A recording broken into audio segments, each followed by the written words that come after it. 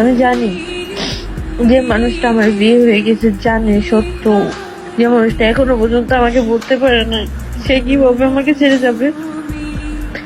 এটার কোনো আছে? নাই তো।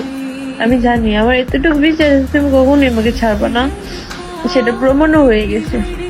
কিন্তু দেখো আমি কেমন স্বার্থপর, আমি তোমাকে ছেড়ে আসছি।